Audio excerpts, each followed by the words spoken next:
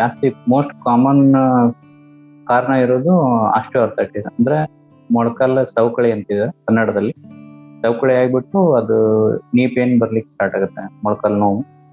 So but ಚಿಕ್ಕ ಮಕ್ಕಳಲ್ಲಿ ಬೇರೆ ರೀಸನ್ಸ್ ಇರುತ್ತೆ.